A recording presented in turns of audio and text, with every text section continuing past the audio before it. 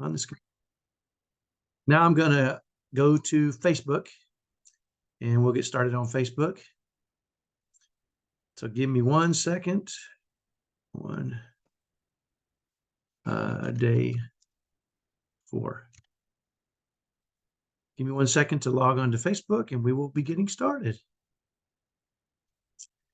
Share on my group. And then I just got to find the group here, which always takes the most time of all. Let's see. Oh, there we go. All right. So I think we're going live currently on Facebook. And it looks like we are live on Facebook. Welcome everybody to day 4 of Autism Parenting 101. My name is Kyle Jetzel. I am the Driven Autism Dad. Got my t-shirt on. Welcome to day 4. I'm going to go ahead and get started. It's 1:01, so I'm already a minute late. So let me share my screen here. Share screen. Let's see. Oh, geez, here we go again. Every day I say I'm not a technical genius, and I prove it every day, don't I? Because I do something wrong. Okay, share screen now. Here we go. All right, welcome to day 4 of parenting. You can tell already I've been reviewing up until the last minute, can't you? I've been getting some emails and some follow-up messages, so I want to kind of cover the things that I know you guys are after. And so that's kind of why sometimes you'll see me. I'll work on this presentation up until the last minute. Sometimes you guys get to see that. So today's goal on day 4 is when we are done today, you will have learned how to be at your best when your kids are at your worst. And by worst, I mean when they need you the most, when they're at their most challenging moments, when they're struggling, when they're out of whack, when things are going horribly wrong. That's when they need you the most. And that's when you need to be at your very best. But it's really, really, really hard to do sometimes. So today I'm going to share with you a strategy that's going to allow you to be that way if you will follow the strategy and if you'll follow the steps and if you'll participate. So I really want participation today. Okay, so the agenda, welcome to day 4. We're going to do a review of what we've covered, and I'm going to do a little bit deeper review today because I got a message from someone, and I'll tell you about that here in a minute. But then we're going to talk about how to be at your best, and then we'll talk about things to do today. So welcome to day 4. Rita, Sarah, Christy, Jill, Andrea, Sharon, Josie. If I've missed some of you, I apologize. I know I've missed quite a few of you, but you've been doing the homework. I really appreciate it. Your feedback is helping me to understand the things that I need to clarify, what I need to cover moving forward, and that's really helpful for me. So review, before we get to let's talk about review. So on day 1, we talked about bad beliefs. That was Monday, and how to overcome some of those and realize we can do better, right? We can face these challenges in a spirit of love, and we can do it so that we can lower stress and not live in such chaotic situations, right? And we can control ourselves. And that's really the key to this whole thing.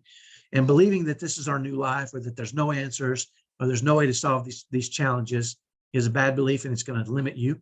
And being on all these other Facebook pages and Instagram and YouTube, where they talk about their trials and tribulations and the struggles, although it's good for connection, it can be an echo chamber, reinforcing the fact that you think you can't do any better, and that's wrong too. So I want to make sure we cover that. On day 2, which was Wednesday, we talked about the cost framework, challenge, objective, strategy, tactics, getting trained, and creating your own plan for challenges, and how it's really important to write this stuff down.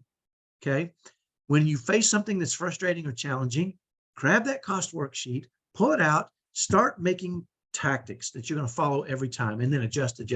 We talked about that on Tuesday. Yesterday, we talked about winning every meltdown. We shared how, some strategies are going to be easy because they're going to be really easy to remember. Other strategies you need to internalize. And we talked about one yesterday, AppWhack, that I hope you already have internalized. It's pretty easy to, but still, sometimes, and we're going to cover today, how when the world starts to be crumbling around you and you can't remember anything, how to pop yourself out of that state, not freak out, not going to fight or flight or cry or escape or all those things that we can do when they're at their very, very, very worst and when they need us the most. We're going to cover a strategy today that's going to help you to be at your very best when the world around you is crumbling. A lot of people come across me and they say, how did you do that? I say, I have a strategy. I have tactics. And I'm going to teach you my favorite, one of the most powerful strategies that I ever learned. And it's because, and it's the third part of Alex Honnold's formula. Remember Alex Honnold? He's the free solo climber. He says you can do really hard things if you can do anything that's really hard can be done if you break it down into three things. One, get trained. We talked about that on Tuesday, the cost formula. Okay, but you have to do the work. You have to write down the challenge. You have to write down your long-term objective, your strategy name and tactics, the steps you're going to take. And it has to be done in a spirit of love. That's the first step every time. You have to make sure it's what's good for your kids long-term, even if it's hard, and what's good for your family long-term. So it can be complicated to create these strategies. I understand that. But once you do and you really start diving in, you're going to start to see success, and it's going to motivate you and energize you and make you realize you can do this. Okay. Then we talked about internalizing that stuff. And today we're going to talk about don't freak out. Okay. So that is what we're going to talk about today. So how to be at your best and don't freak out. Okay. Way too many of us as parents, we're patient, then we lose our crap. Okay. And then we're so disgusted with ourselves, and we know that the inconsistency is hurting us. It's increasing stress, and we become overwhelmed. We can become discouraged. We get frustrated with ourselves. We think I'm not doing enough. I'm a bad parent. We start running down all these paths that are harmful and hurtful for us and for our kids when we make these little mistakes. Okay. And we know that is when it's the hardest, when things start to go really, really wrong, or when it's been a long day and you've been challenged with these things all day long and you're tired, you're already tired. It's the end of the day. And you're like, will this ever end? You start asking these questions. The question I asked myself, right? Because this was a problem for me. I knew I needed to be trained. And so I started creating my worksheets, and I really felt like I was becoming trained, but then I knew I was inconsistent with my worksheets because I couldn't remember what I was going to do or the steps I was going to take. And that's where internalizing these things comes in.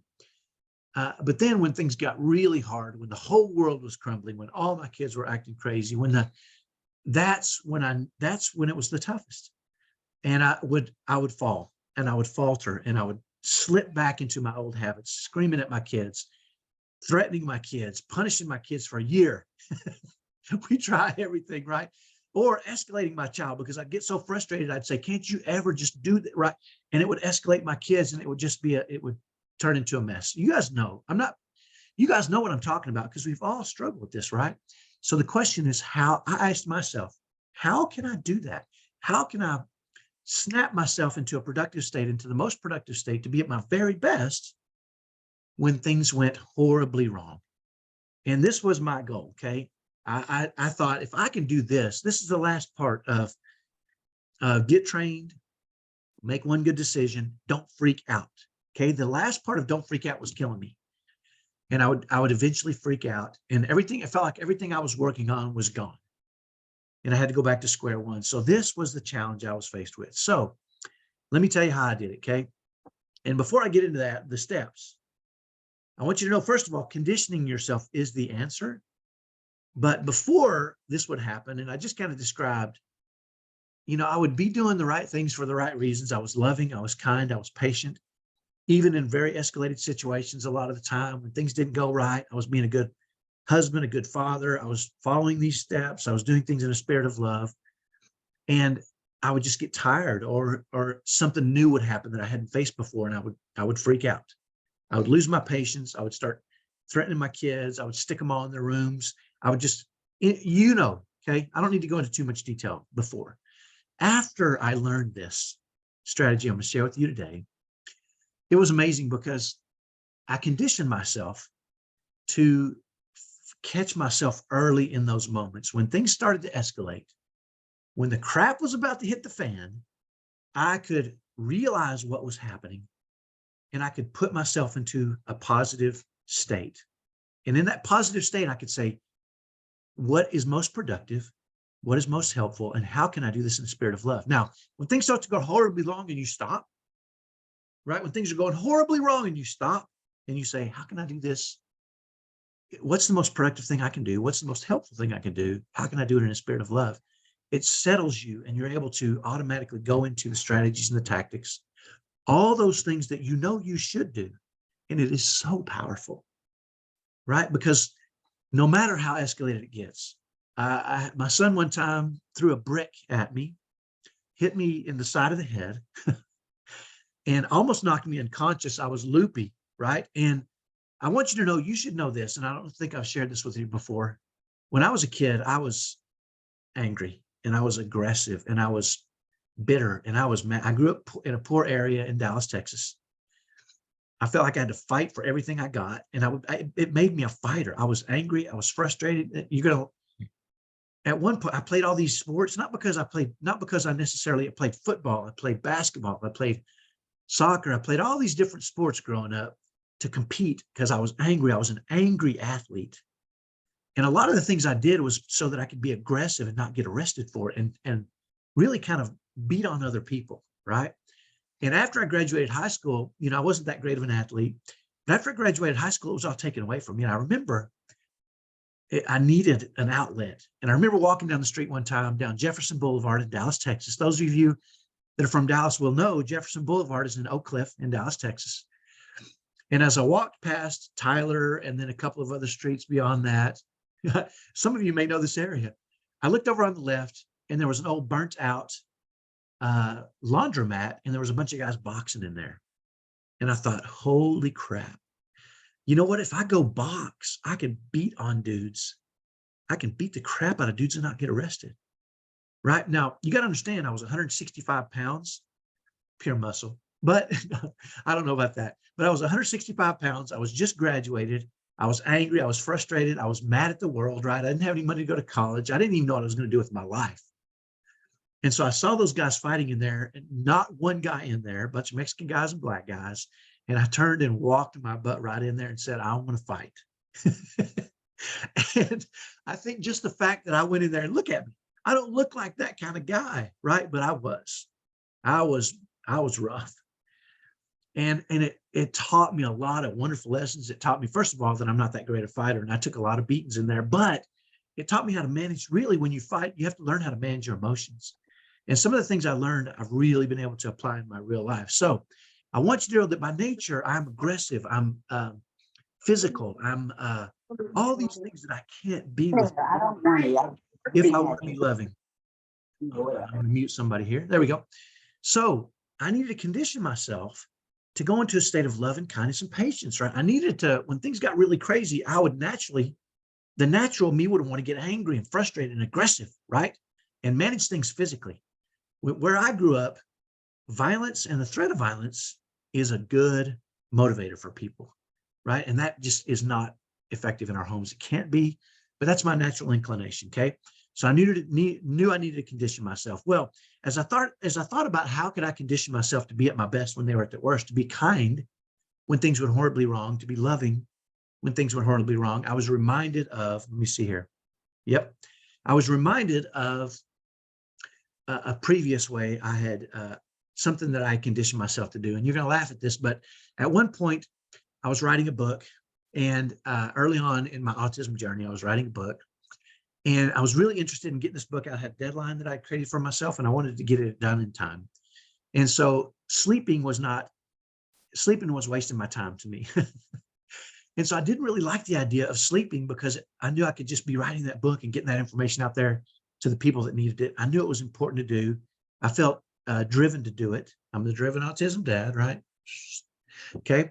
And so, by the way, this is my son Eric's handwriting. He's the one that designed this logo. I had him write it out, and this is how he wrote it. And so I printed it out.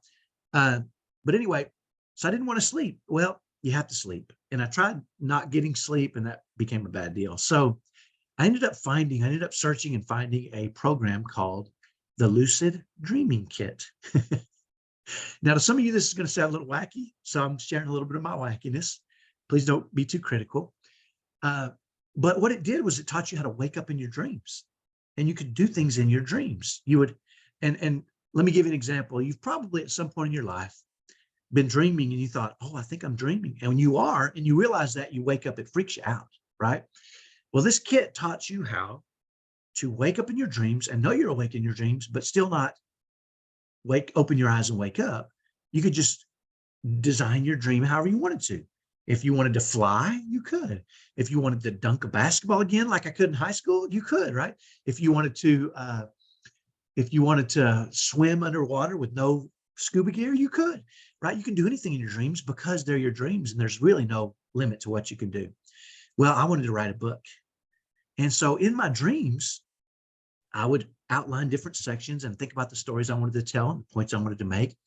And then when I would wake up, I would jot down my notes, right? So it helped me. Learning how to wake up in my dreams helped me to do this. Well, when I realized something about waking up in your dreams. The one key to waking up in your dreams is conditioning, right? And I thought if I can apply conditioning just in my own way, maybe I condition myself when things go horribly wrong to wake up, right? Wake up in a horribly wrong situation and become a kind, gentle, loving individual, okay? So, and I'll share with you, if you want to learn how to wake up in your dreams, I'm just going to share with you. Here's what you do. You all day long, every day, you say, am I dreaming? Yes, I am. Am I dreaming? Yes, I am. Am I dreaming? Yes, I am. Okay. Say it all day long. Then when you're dreaming, you've conditioned yourself to say it. And you'll say, am I dreaming? Yes, I am. And you'll say, wait a minute, I am. Okay. The first time you do it, it freaks you out and you open your eyes and you're mad. The second time you do it, am I dreaming? Yes, I am. And you go, I am. And then you can control your dream. You can decide what happens. By the way, since my wife has passed away, I've had dreams where I didn't know I was dreaming and saw her. I know now when I see my wife in my dreams, I know I'm dreaming. And I spend time, it's going to say, this is crazy, but I like to spend time with her. Most of the time, I know if I talk, it'll wake me up. And so generally, I just watch my wife in my dreams and I enjoy seeing her. If you'll read some of my posts previous to this event, you'll see I talk about those sometimes, right? But back to my story, the whole point is to condition yourself, right? Am I dreaming? Yes, I am. So I came up with an acronym called WAIT, W-A-I-T. And what I decided to do was repeat this all day long, every day. Now, WAIT stands for what am I thinking? Let me see if it's on the next slide here, I should know. Yeah, there we go. What am I thinking? Okay. And I would say that all day long, every day. While I was at work, while I was playing sports, while I was goofing around with my kids, what am I thinking? What am I thinking? And I would stop and think, what am I thinking? Right? What am I thinking? Okay. I even went so far as I went and got a rubber band, a 3-inch rubber band. I'll hold it close here. And you might be able to see it, you might not, but if you can, it says, oops, W-A-I-T, wait. Okay. What am I thinking? And I wrapped it around my wrist and I would snap it to link some pain. It's not too painful, but a little bit of pain with what am I thinking? What am I thinking? What am I thinking? Right? And so I conditioned myself to say, what am I thinking all day long? What am I thinking? And I would stop and think, what am I thinking? And I would think about my thoughts. Okay. Well, what started to happen is when things started to get escalated, because I was so consistently saying, what am I thinking? I would stop. My son would throw a brick at me and I would stop and say, what am I thinking? Well, what I was thinking is that little sucker threw a brick at me and he's getting it, right? And then I would ask myself, is it productive or unproductive? Will it help or hurt the situation? How can I do this in a spirit of love? Okay. What am I thinking? You see this little band here? I'm going to challenge you. Go get a rubber band, write weight on it. Okay. And start doing this today. What am I thinking? What am I thinking? What am I thinking? Now, if you only find a little rubber band around the house, I don't care, but do it. I have some people that go through this course that will send me pictures of they make all kinds of stuff, little wristbands, right? That say, what am I thinking? What am I thinking? Or they'll put it on there. Now, you're going to like this, but me and my family have actually these little silicone in it. And I don't know if you can see it. It says W-A-I-T and it's embossed. And I have these and I give these to people that I talk to, right? My family all wears these. If you see my daughter walking by, 15-year-old, she's got one on.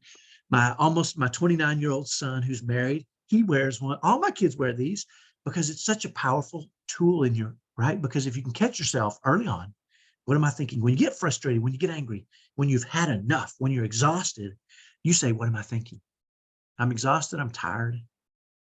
But is what I'm thinking productive or non-productive? And I can change my thoughts, right? Because thoughts become actions, actions become habits, and habits become character. Okay. The idea behind this, people see me all the time face these challenges and they say, how do you do it? And I say, what am I thinking? And I know when it starts to happen, I say, and I have evil thoughts sometimes. I have evil thoughts. Okay. When things start to go haywire, those thoughts cross my mind. Evil. Deep down, I'm still that angry, bitter, rough kid from not a good neighborhood that would just as soon knock you out as have a reasonable conversation. Okay. That's who I am deep down. And I have to catch myself. What am I thinking? Is it productive or not productive? Will it help or hurt? How can I do it in a spirit of love? Okay. About a half hour ago, my son smashed something in his room. And I went, come on. Is he going to do that? What am I thinking? What am I thinking? Oh, and I caught myself. Is what I'm thinking productive for me or for him? No. Will it help or hurt if I go up there angry? It's going to hurt. Okay. How can I do this in the spirit of love? Right. I reset myself immediately. Okay. And I ran upstairs and I said, are you okay? And I said, it's so sweet. He popped his head out. He had a scowl on his face. And I said, what happened? Tell me what happened. What's going on? Can I help you? And I kind of went up there slowly and he immediately started calming down. He had gotten mad because his TV was messing up a little bit. He couldn't get it to do what he wanted to. And he's just watching something he loves. Okay. But what I did was productive. It was helpful. And I did it in a spirit of love. And I helped him understand. I said, hey, sometimes the TV will mess up and here's what we're going to do. Okay. And we talked our way through it. We got it resolved and he's happy. I'm happy. I was a good father, right? I caught myself. I wanted to go up and knock him in his head. Okay. Now I want to share something with you really quickly here that happened a couple of weeks ago. And if you'll scan down, you'll see it. Look for a picture of my wife in the Facebook group. Look for a picture of my wife with a bunch of pictures of my wife and their family around it. And a few weeks ago, he was angry with me because I wouldn't let him do something that was hurtful or harmful for him long term. And he screamed and yelled at me and it didn't work, right? Remember we talked about kids are going to keep doing things to see what works. And then he was balled up his fist as if he was going to hit me. And I said, hey, I don't hit you. Please don't hit me. And he realized that was going to work. And so he walked down the hall and he looked at that picture of my wife and he spit all over that picture of my wife. Now, you want to set me off, bro? The fury. You can't imagine. This is my, take it out on me. Don't take it out on my sweet wife. The fury was rising and I thought, I could feel it. And I thought, what am I thinking? Is it productive or not productive? Is it helpful or not helpful? Will it hurt or not hurt? How can I do this in the spirit of love? Right. And, I even thoughtfully considered, is now the time to punch him in the head? Maybe he needs me to smack him real good in the head. And maybe that'll send the right message. But I didn't say it. I didn't feel angry about it. I just thought. And I realized very quickly, no, it's never a great idea. I'm never going to do that. But it crossed my mind. Right. But it crossed my mind in the spirit of love. Is that long term what may get his attention? And I realized it doesn't matter. That's not what I can do. Now, that's the real me you just saw. Okay. Because that's who I am at my core. But I realized very quickly. And I thought, what can I do in the spirit of love for him to understand the pain that he just put me in? And so I let him see my real raw emotions. And I'll let you read the rest of the story. It's on my face. Scan down in our group and you'll see it. But the reality is, no matter what our kids do, no matter what they say, right? No matter how they act, we can, if we catch ourselves, what am I thinking? If we catch ourselves early, right?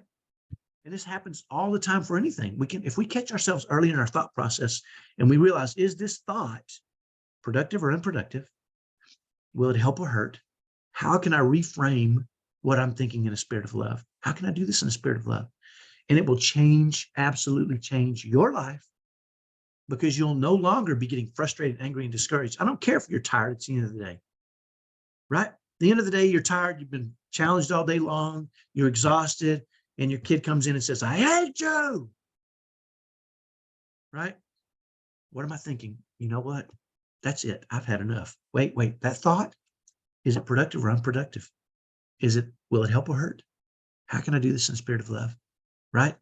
And you can reset yourself in that moment and say, please, you know what? I know you don't hate me. I know you're upset about something. Let's figure this out. Okay. You won't get escalated. You won't get even tired because you get into this rage or frustration or anger or cry or whatever it is you do. I do them all. I used to, but they're all there. Right? I'm an emotional guy. They're all there. But what is most productive? How can I do this in the spirit of love? And you can do those things. Obviously, your child's having difficulties with something. We got to figure this out, right? And if you do it in a spirit of love, you can figure it out. It's less stressful for you. It'll lower stress for your child. It'll lower stress for your family. Dads out there, dude, let me tell you, when you start doing this, your family starts to buy in. Okay. Mom, you can set the tone. Set the tone for doing things in a spirit of love. Okay. Even if your husband doesn't buy it initially, set the tone. Let him watch the reactions and ask him to help you. Okay. I had to ask my wife. She had to see results before she would buy in. Okay. That is what am I thinking? And that is a tremendous strategy. Okay. So let's move to the next slide here. Sorry, my shoulder's sore. I hurt my shoulder. When we can manage our emotions, we can model the behaviors that our kids need from us. Okay. I'll share a quick story with you. A few years ago when Eric was 17, he was fully grown, so he looked like a man. And we went to Walmart one night. Some of you may know this story, but I could tell he was getting escalated as we walked through the store. He was getting more and more agitated. And I don't know if it was the sounds or the lights or what it was. But as we started checking out and the beeping was going on, this is back before they had self-checkout. So we were in a line. And as beep, beep, I could see him getting more and more escalated. And I could see it was coming, right? Well, about the time we got up to the front cashier, he melted down bad. He fell to the floor and started banging his head on the floor, and he started screaming and yelling and crying. And it was, the meltdowns. You've been there. And so I went over and just sat down next to him, and what am I thinking? How can I do this in the spirit of love? And I kind of just cradled his head, kind of kindly cradled his head, and just started sweet talking and trying to get him to come back, right? And I don't know how long the meltdown lasted, but it seemed like 10 hours. When everybody in a group of people started watching, because you don't see this often, right? I get it. When something unusual happens, people watch, they stare, and I'm not mad at them. Something crazy goes on, I kind of watch too, And so I could see him staring at me, and I could see him, you could almost see them thinking, what kind of father is this, letting his grown man son cry and scream like they don't know. They don't know he's on the spectrum, right? And so as I'm comforting him, and finally I get him to sit up, and I could tell he was coming back to me. And it didn't take too long, but it sure seemed like it when everybody's staring and you're in a public place. And about that moment, the cashier walked over and she said, "Excuse me, is your son on the autism spectrum?" And I said, "He is." And she said, "You know what? I'm going to go over there and tell those people off for staring at." She wanted to protect me. And I said, "Stop. No, please don't." She said, "What?" And I said, "Don't go over there and scream and yell." I said, if he sees that, if he sees you angry, if he sees you escalated and angry, and you go over there and start screaming at people, it's going to escalate them. And he's going to think it's okay when he grows up, when he's out of sorts, to scream and yell at people. I can't have that. I said, what you can do is you can walk over and just kindly tell him, please don't stare. He's struggling with a meltdown, and the dad is handling it, and it'll be okay. And she went over, and it was pretty interesting to watch. Their faces went from judgmental to, oh, you could see the kindness. And it's because when we manage our emotions, we can model behaviors. I don't want my son, when he gets escalated, if I get escalated, he thinks, oh, when things aren't going well for my dad, he starts screaming and yelling and getting aggressive. And that's what adults do, because when they grow up, that's what they think they should do. Okay. If we can manage our emotions in those heightened moments, we can teach our kids, this is what adults do. They manage their emotions in heightened moments, and they'll say, oh, I get it.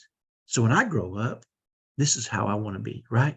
And the results are tremendous. My son, that's one of the reasons I think he knows how to regulate his emotions. He learned to manage himself in public when things don't go his way.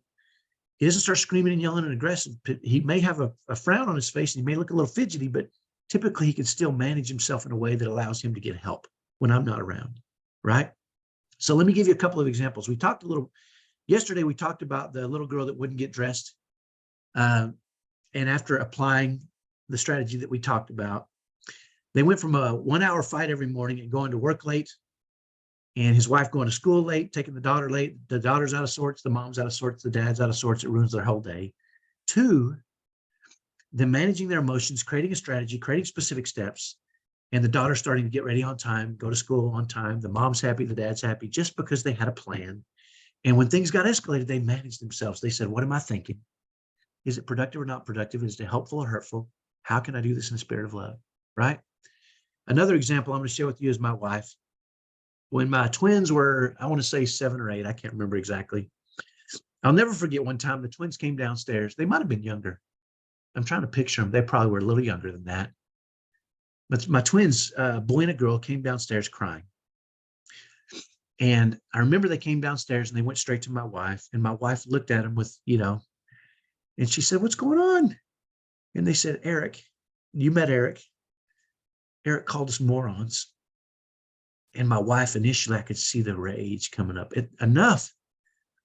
It's bad enough we have to face his challenges. He doesn't need to be taking it out on his brothers and sister. I could see the rage going up. And then I saw her. I could physically see her think, what am I thinking? I could see it. And she said, is it helpful or hurtful? Is it productive or not productive? How can I do this in the spirit of love? And I'll never forget what she said. She said to them in that moment, she said, come here. And she put her arms around them. She said, y'all are the cutest little morons I've ever seen. And she started laughing and they started laughing. And she reset them in that moment.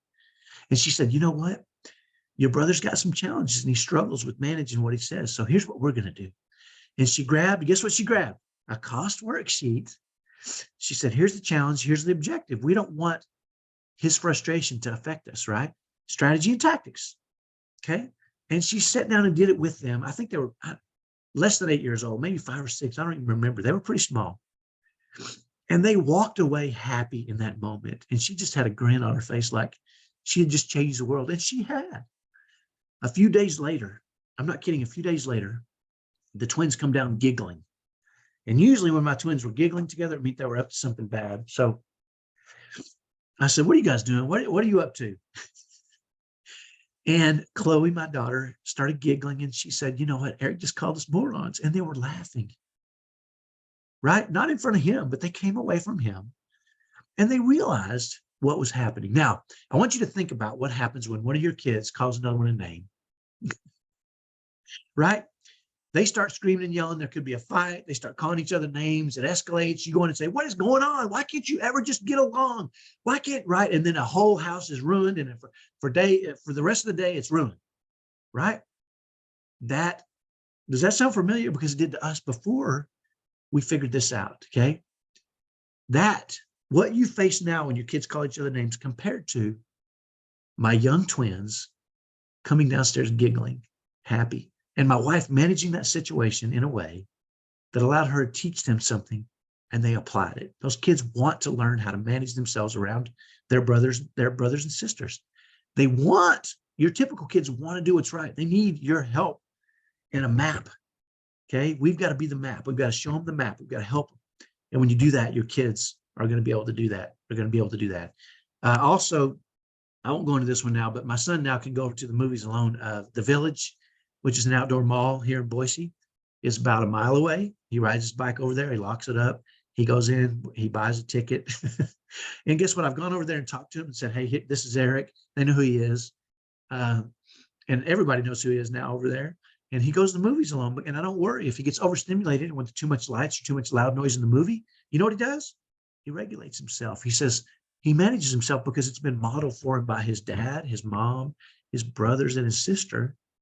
And he knows what to do now, right? What a powerful thing it is when that happens, right? When you can manage those things in a way that allows your kids to see that they can manage their emotions too, right? But we have to be the example. We have to show them how to do that, okay? So what am I thinking? Again, go get you a rubber band today, okay? Whatever it is, And if you, when people join my inner circle, I give them one of these. So if you join my inner circle, I'll tell you how to do that tomorrow. You can get one of these white ones. And I'll actually send you one for all your family. I've done that before. I had a family of 4 one time, 4 kids, 2 parents, and they joined and I sent them 6 of them and they love it, right? All the kids are wearing them. They know what it means. It's really powerful when you can start to manage your emotions because you catch yourself early on in the process. Okay. Because your thoughts are really where it starts. When things start going wrong, you start going in your patterns, and you've got these patterns for what you do naturally. You have to break those patterns by saying, what am I thinking? Catch yourself thinking bad, angry, mean, maybe even aggressive thoughts. So that's me. Change those thoughts and find productive things, helpful things, do things in a spirit of love when things get their hardest. And this is a strategy that's going to help you do that. Okay. So what to do today? What do you guys think of that? That's awesome, isn't it? So awesome. And I know you're going to run out and grab a rubber band. I know if you can't get a little one or wide enough to write it on there, what am I thinking? Just start snapping yourself all day long. What am I thinking? What am I thinking? What am I thinking? Condition yourself to say that when things start to get haywire. And you'll catch yourself and say, what am I thinking? And think about what you're thinking. I'm thinking about, I'm really tired. It's the end of the day. Come on. That's not helpful. It's not productive. How can I do this in spirit of love? Then you go into your approach and you go into your strategies, you go into your tactics, and you're doing what's best for you, what's best for your kids, what's best for your family. And it's amazing to watch how that changes you. So Guide 5, Day 4 homework. Let's go here to Facebook. This is my Facebook page. You guys know it. I'm going to go to the groups and the Parenting at Home group. You see the private group there? We're going to go to guides, and today is day 4. So here's day 4's homework. Again, I will post the replay of this day 4.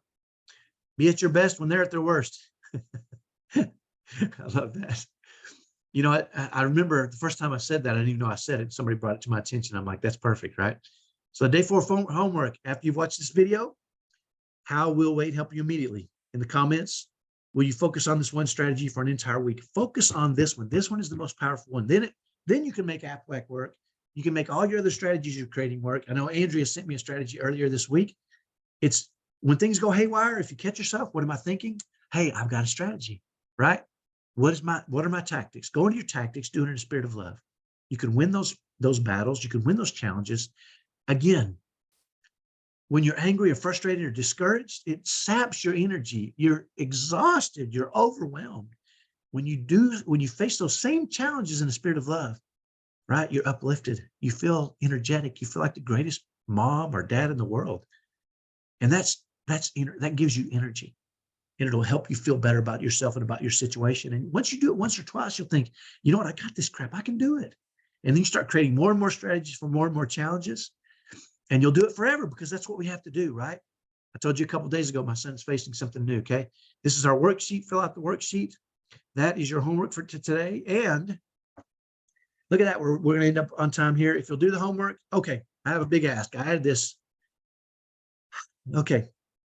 I have a lot of you are sending me emails and sharing with me tremendous success. I love it. You're saying I've done it. It worked. A couple of you sent me, I did AppWhack yesterday and it worked. I think one family, I don't want to, hopefully it's okay. They went on a walk with their son. They used AppWhack. It was fantastic. I'm not going to go into details, but I want you to. Here's what happens when you go on my page. I want you to go on there and go to the main page and just share and say, I listened to Kyle's event. Now, if you don't like this and if this event is horrible, don't post anything. But if you've enjoyed it and you're learning, go on there and talk about what you've learned and talk about what you've applied and tell other people on the page. There's people that are missing it. They can watch replays. It's not just you and not just me. There's so many families out there that are struggling. This can help if we can just get them to watch it and commit to applying the stuff, right? So go on to my page in the group and share. Okay. If you had reservations about when this started, oh, not another presentation. Crap. It's going to be the same old crap. He doesn't understand my situation. My kid's unique.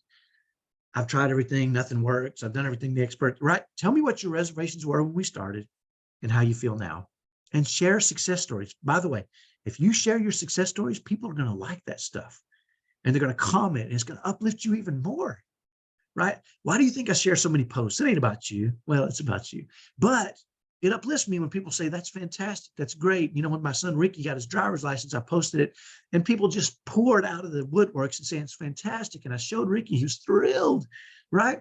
It uplifted him. It uplifted me. It made me want to be better. It made me want to do better and be better. Okay. So that's a big ask, but please just go onto the main page. If you want to do it anonymously, do it anonymously, but just share your results, share what's happening in your life. Share what you were worried about when this event started. Share how you feel now. I want other people, because I can tell them all day long how powerful it is. I believe it's powerful. But when they hear it from you, they're going to go back and watch these replays. Say on there, hey, if you haven't watched the replays, go freaking watch the replays. You will, this is, if you believe it. This is the greatest stuff ever. I believe it, right? Of course I believe it, but they need to hear it from you, okay? And that'll help them be motivated to go watch the replays, do the homework, start to get the results themselves. What kind of world are we going to live in if families who are struggling learn how to do this stuff and go, you know what, I got this? What kind of world are they going to create for their kids? What kind of world are you going to create for your kids? If you start to manage yourself better and start to apply tactics and strategies, give your kids every chance to achieve their full potential, no matter what that might be, right? I've got one son that's level 2. He's driving. He's got a job. He's talking about dating. Oh, it's scary, right? And he's achieving his full potential because he has full access to everything. I'm accepting him for who he is. He's getting the kind of results he wants. My level 3 son, he has more limits. He has some more disabilities. He has some more mental disabilities. They're challenging, that can't be overcome, but he's achieving his full potential. How many more severe kids go to the movies by themselves, go get themselves Blaze Pizza? They know his name over there. They say, hey, Eric, what do you want, a cheese pizza? When he walks in, it's like they know his butt. He's achieving his full potential, no matter what that might be. Okay, that's what we want for our kids. And we want to show them that this is a happy world. It's a loving world, and it starts with us. Okay, so if you do that, I'll send you at the end the Laugh With Me ebook, Lessons Learned ebook, Energy Hacks, Autism Dad's training video at 17 ebook. Again, we talked about this on Friday. I'm going to post a link to the Autism Moms 90-Day Self-Care Workbook for those of you that attend live. That's tomorrow. Plus, you can have a free coaching session with me if you'd like. That's fine as well. What to do today? Again, go back to the guides. Let me backtrack here so I can walk you there again. We go back home to my homepage. Okay, there's my homepage, Kyle Jetzel. All right, I'm going to go to groups. Okay, you want to go to the Parenting at Home Autism Challenges in the Spirit of Love group. Go to the guides. Go down to day 4. Day 2, day 3, day 4. Complete those tasks. And again, a big ask. The big ask, go back to the main page. Okay, I'm going to go to the main page here. I don't know if I can make it back. Let's see, discussion, main page. Okay, post something. Okay, if you want to do it anonymously, do it anonymously. Again, talk about your success that you're already having from this event, what you were worried about when the event started, what were your concerns, how you feel now. Share your success with others. Challenge them to watch the replays. Watch the replays. Yeah, there you go. I can't type when people are watching, right? You get it. Go there and do that for me. That's a big ask. I realize it, but I would appreciate it. And I know other families need this information. You know it too. Let's make sure all these people get this information, okay? So do that, and I will give you the rewards. Tomorrow, we are going to talk about tying it all together and your plan moving forward. Now, if you haven't already figured out, I work with some families one-on-one. If you want to do that, we'll talk about that. But that's not why I'm doing this. I'm doing this because I want you to have my map.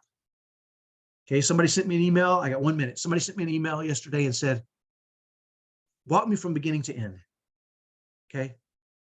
And so I'm going to do that real quick right now. Step 1, when you face a challenge, when you face a frustration, when you get angry about something, pull out your cost worksheet, fill it out. Okay. Print it off. Okay. That's step 1. Fill out your worksheet. And remember, you got to just. Okay. Create your own strategy, create your own tactics. Okay. The next step is to print it off, put it everywhere, and focus on that one thing for a week or maybe even a month. Focus on that one thing. Maybe it's weight. What am I thinking? Maybe you want to focus a month on what am I thinking. Catch yourself so that you don't freak out. Okay. Maybe it's app whack. Maybe you want to win every meltdown. Okay. Write it up. You know it. assume, prepare, win, endure and have energy, and celebrate. Don't forget to celebrate. Please celebrate. It's important. Okay. Write it out on that cost worksheet, print it off, put it everywhere. Put one in your car, put one at work, put one at home, put one in the bathroom. Tell your spouse, tell your kids what you're doing. Tell everybody. Focus on that. Okay. So create the worksheet, focus on it for a week or a month until you internalize it. Number two. Number three is don't freak out. Okay. Okay. You got to be able to apply these things when they happen. That is my formula, right? That is the formula. No matter what challenge you're facing, I don't care if it's, I got a list here of things that we've gone through. Meltdowns, potty training, getting your kids to eat, defiant kids, arguing kids, kids pressing your hot buttons like they scream at you or call you curse words or say, I hate you, or I'm going to kill myself, right? That's pressing hot buttons. We have a strategy for that. Snap yourself into the most productive state. We just talked about weight. If you worry too much as a parent, my wife created a strategy for that, right? Greater expression of love for your wife. That was my strategy. I wanted my wife to know I loved her. I wasn't sure. So I created a strategy that I followed every day for 90 days. By the way, that's, if you hadn't figured it out, this right here, Autism Dad's training video. Want to know how to support your wife and kids in a way that shows them doing and trying for this answer? This is my 90-day program for a greater expression of love for your wife. Now, don't think just if you're a woman, you can't do this for your husband or your kids. Okay, you can. You can do this. It's about having an objective. What is the challenge? What is the objective? And creating tactics that you can apply. Okay. Let's see. Other things that have happened. My wife she would be exhausted. We just talked about today a couple of ways to do that. Burnt out, rage, violence, biting, kicking, screaming, smashing iPads and TVs. These are just a few, right? This book is full of strategies. I have a 3-ring binder downstairs. These are all just autism related things, but I've also created strategies for me in my life for all kinds of things. Okay. And that's the map. Create the strategy, print it off, internalize it. Don't freak out. That's what today is about. What am I thinking? Is it productive? Is it helpful? How can I do it in a spirit of love? Right? Here's what's interesting. We talked about this in the Q&A the other day. When you start treating other people in a spirit of love that don't deserve it, it changes them. They can't help it. They can't help it. Yesterday, me and my kids, I went to Walmart last night. We needed more milk. My son goes through milk like crazy. And I let my kids scan things in now because they think it's funny. Well, they triple scanned some ice cream cones. And I didn't really want to pay 3 times for ice cream cones. So the little lady came over to unscan them for us and she punched in her code and I was watching. I said, I saw that. She said, what? I said, I saw your code. She said, what was it? And I repeated it back. She said, hey. And I said, I want to really see it this time because I had done it 3 times. She was doing it again.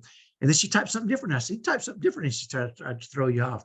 I said, you got to eventually do the right one, right? And she did it again. I'm like, I know your code. She said, it doesn't matter because you don't have my card to scan and then type in the code, right?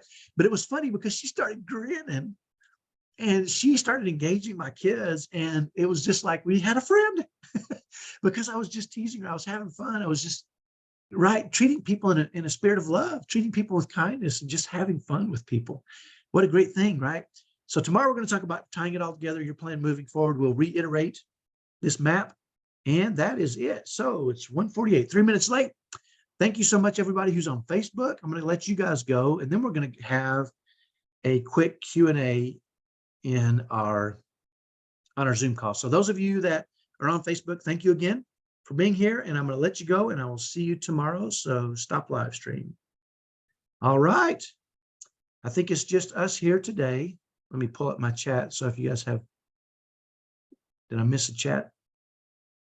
Oh, just somebody had to leave. She told me she was going to leave earlier. So, all right. Anybody have any questions? Feel free to unmute and let's have a quick discussion about today's. I want to hear what you think, Andrea, because you've been thinking about this for a while. How do I, when things go horribly wrong, how do I stay calm, cool, and collected? What do you think? Do you think you can do weight, Andrea? Do you know what? I'm going to try. No. There ain't no trying to it. Okay. It's evening here, and today I was trying to get my son to go for his wash before bed, And we've like employed your tactic of sort of asking him, oh, how long do you want until wash time? And okay, that's fine. Do you want 10 minutes, 20 minutes, and trying to work with him rather than against him. And tonight he was sort of like, he started shouting, and I kind of like, I've had a long day at work. It's been really frustrating. And I went, no, you need to stop that. And I suddenly, like, even before I learned, wait, I thought, what am I doing? How is that helping? Yeah. And actually, so this is going to come in really handy, because as I feel that rage and that frustration boiling, I can just think, actually, what am I thinking? Is this productive? Is this going to help the situation? Am I actually doing this in the spirit of love, or am I just letting my whole day's emotions overflow? Right. Now, and I can pull myself back. Once you express that anger or frustration, then everything you've tried goes to crap. Yeah. You're back to square one. Now, I don't want you to think you're going to get it perfect every time. Let's be honest, okay? We're going to mess up. I'm not going to be a perfect parent. Right. But the more times you do it consistently, the more it becomes a habit. Now, where you're going to have to watch yourself, and where we all do, is in those heightened, you're tired, it's the end of the day, you're frustrated, you're ready to go to bed. That's when you really got to, right? When your son spits all over a picture of your wife who passed away. Okay, these are areas where the rage, where the frustration, and if you can stop yourself, right? By the way, this is powerful at work. This is powerful with your spouse. This is powerful with your parents. This is powerful with strangers, right? Because sometimes if we can stop and just think, how can I, tell this guy who's being rude and nasty that he's being rude, how can I do this in the spirit of love? Sometimes just the stopping and not saying anything is more helpful than anything, right? And I can't, so I'm just not going to say anything. So last night, my son plays high school football, and I was watching this game, and there was a terrible call on the field. And I have a very powerful, strong voice, and I'm not afraid to use it, especially when I'm in the football stands. And so I started yelling and chirping and chirping and chirping and yelling, kind of not in an angry way, but in a playful way. I realized, referees don't do everything right. But I'm kind of a goofball, cheerful, playful heckler, right? And at one point, I think I pushed it too far. And I heard somebody behind me say, "That's enough. It's just a high school football game," right? And I stopped, and I realized I had taken it too far, right? Now, he attacked my manhood. So the normal Kyle would have stood up and turned around and said, "Bring it down here. Let's see what you got." That's my natural inclination, okay? But I didn't. I realized that's not helpful or productive. I can't do that in a spirit of love. So I turned around, I said, "You know what? You're right." And I gave him a thumbs up, and I said, I took it too far. I'm sorry. And he went from being angry, you could see his face, to, "Oh, okay." Right? And I said, "You're right. I took it too far. Sorry about that, brother." And he said, "Oh, okay." And he was right. I took it too far, right? Now, my ego was hurt initially, and I felt it, but it was my job, right, to turn and say, and after the game, he came down, he said, "I got to tell you, man, I've never seen anything like that in my life." I said, "Well, you were right, bro. I'm a good heckler, and I like to heckle, but you can heckle the ref too much, right? It's not helpful at some point, And I said, "Thanks for calling me out. If I do it again, call me out again." He's like, "Okay." Right? So the whole point is you can use this in a lot of different areas, right? What am I thinking is so powerful because it requires you to stop, reset yourself. Okay. I'm tired. I'm exhausted. It doesn't matter. What's most productive? What's most helpful? How can I do it in the spirit of love? And the relationships I have around me are so powerful now because of that. Yeah. The other thing I've learned is how powerful spirit of love is. Today I had a customer at work. She's a particularly difficult customer. And I just took a deep breath, and she was sort of saying, "I want this, I want that, I want this, I want that." And I was like, "Okay." And I just took a deep breath, and I was like, "Do you know what? We don't have that right now. But do you know what? I've got your address," because I do deliveries. So I've got your address, and that stuff should come in tomorrow. I said, "So I'll tell you what, when that comes in, I'll deliver that out to you personally. I'll make sure I get that done for you." And she kind of stopped. And she was like, "What? Why is she being so nice to me?" Right. And she was like, "Well, I've got the hospital at 3. I was like, "Okay, well, I'll tell you what, assuming it comes in before 3, I'll make sure I get that delivered out to you. If you haven't seen me and it doesn't come, we don't do deliveries on the weekends, but I'll make sure that comes out to you on Monday when the delivery does come in, because it'll be my colleague, and I'll make sure I tell that to her, and we'll make sure that's prioritized. And she was like, what's happening here? Like, because I just turned it around, and like all of a sudden she went away happy, and I said, right, well, hopefully see you tomorrow then. And she went away happy, and she's a really difficult customer. She likes to Here's what's argue. happening. When you change your patterns, it shocks people sometimes, right? Because we all have patterns. We're used to certain things, and when you change your patterns, they change their patterns, right? And this will happen with your kids, because they'll be like, what? Whoa. Yeah, it's the way she sort of stopped and was like, what's going on? Like, what's going on? Happened here? Yeah, exactly. So, hey, anybody else? Rita, Sharon, I'm sorry, Ingrid, any questions for you guys? Just pipe right in. Wow. I see you fidgeting. Or Ingrid, did you have a question? Or see it kind of lit up for a second? Nope. How about you, Sharon? Okay, sorry.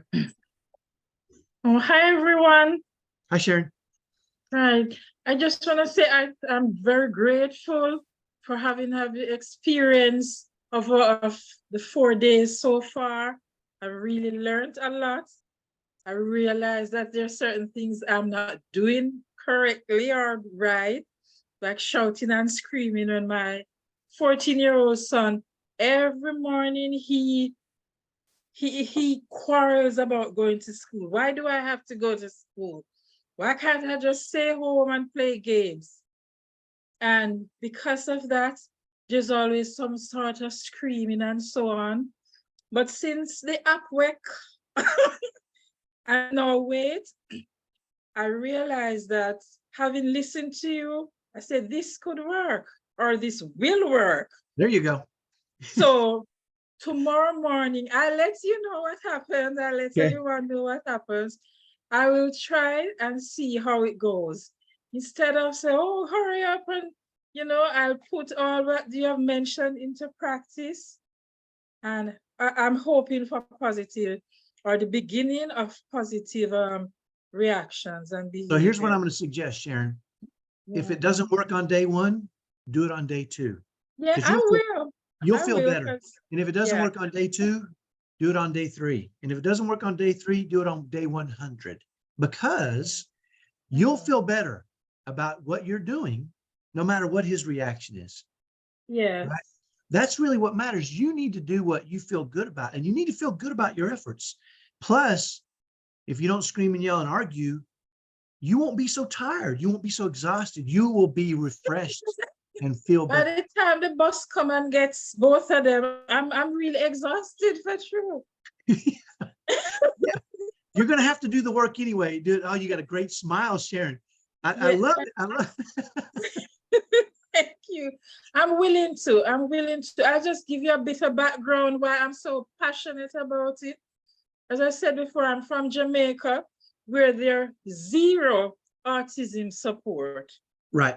And I tell you, I had to literally almost like flee the country with my sons, because they're both autistic. I don't have any what you call typical children. They're the only 2. And nobody would diagnose them. I was the one who had to go on the internet to find out what's happening. And I ruled out everything else, and I said, yes, they are autistic. So I'm so passionate because they were at home for years, just sitting there, no therapy, nothing.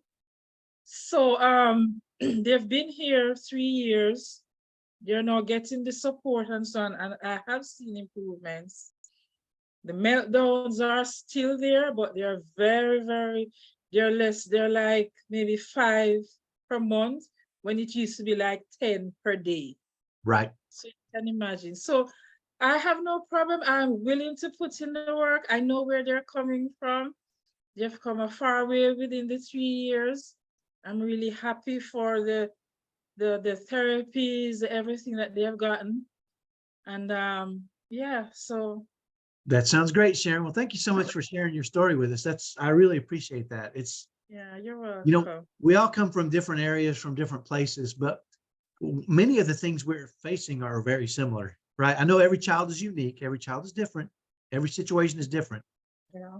But we can all, right, as parents, we have control over ourselves. And if we can do it, if we can just learn the right tools and techniques, it's going to help Yes. us and it's going to help our kids. So thank you for being here, Sharon. Thanks, Yes, Andrea. you're welcome. Anyone else have any questions before we go? All right. You know what? I will see you tomorrow on day 5. Thanks, everybody. Okay. We'll see you Take tomorrow. care.